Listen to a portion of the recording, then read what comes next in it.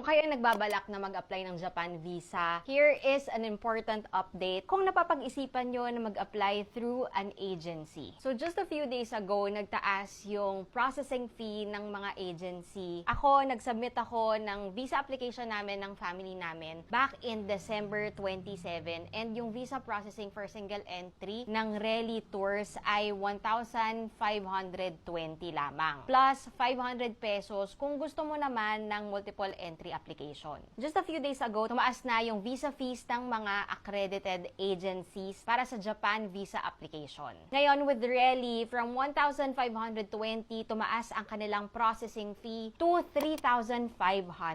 I also checked with other accredited agencies. Ang ATIC naman ay 1,980 pesos para sa isang single entry application. Para naman sa kanilang multiple entry, yan ay papatak ng 2,280.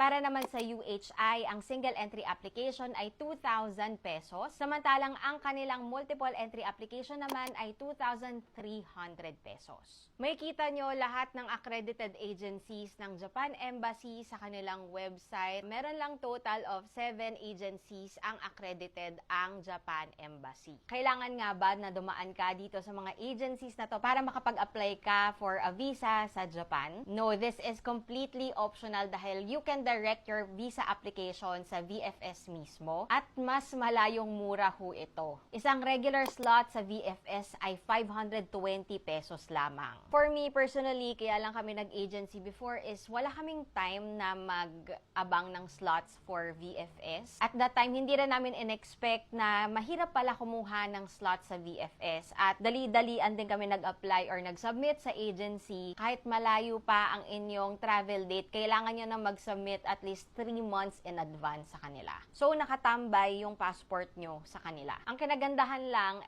hindi ka na ma-hassle na mag-antay pa or maghanap ng inyong mga slots sa VFS. So, basically, yun lang talaga yung binabayaran mo sa mga agency na to ay for convenience at merong konting guidance din naman na mapaprovide sa inyo. Kayang-kaya i-DIY itong visa application para sa Japan. Make sure lang na maglaan kayo ng enough time para makapag-abang at makapag-reserve ng slot sa VFS. Ang aking suggestion ay at least 4 months before your travel date, naghahanap na kayo at nag-aabang na kayo ng slot sa VFS. Make it a goal na at least 2 months before your travel date, ma-issuehan na kayo ng visa. Again, remember na ang single entry ay valid only for 3 months. So, plan accordingly. Ayun lang, and sprinkling some approval dust para sa ating lahat, and have a safe travel.